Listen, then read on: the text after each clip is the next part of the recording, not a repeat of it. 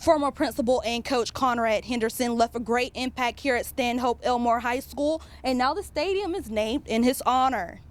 Something as simple as having a smoke detector properly installed can reduce further damage done to your home or your family. Electrical issues forces one school in Montgomery to be let out early. What NPS is saying about the problem. 14 public universities are represented here at Higher Education Day, and some Troy Trojans said they couldn't pass up the event. The main things taught here at the City of Troy Health Fair is for those individuals who have a family history of high blood pressure to be sure that you monitor your blood pressure weekly. Neighborhoods in Montgomery are joining forces with communities nationwide by participating in the annual National Night Out event, which brings awareness to crime and strengthening our neighborhoods. In order to travel on the bus here to Montgomery, students must show a valid bus pass. Did in Germany was legal. The voice of Dr. Martin Luther King echoed down the street of Dexter Avenue as many gathered for King's 90th birthday celebration at Dexter Avenue Church and said that this is a holiday to always remember.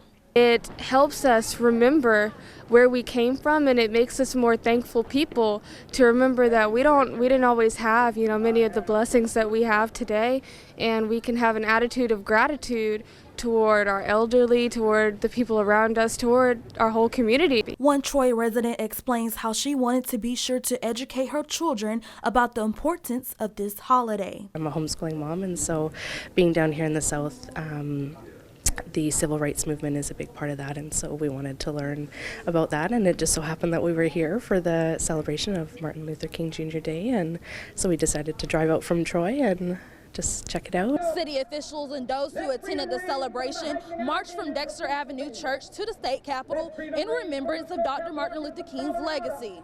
Among those who marched was Torian Hamilton, a native of Montgomery, who says she started a nonviolence organization after losing her son due to gun violence.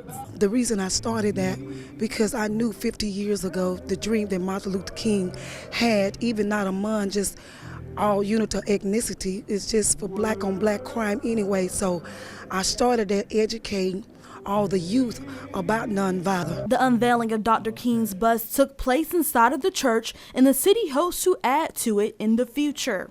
In Montgomery, Adoria Hughes, Troy, Treasure Vision News. NPS is working to improve schools with a committee that is teaming up with NPS operations.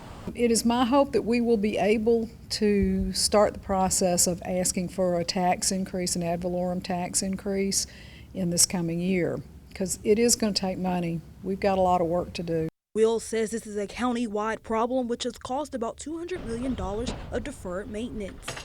We have not had the budget to fix the things that needed fixing.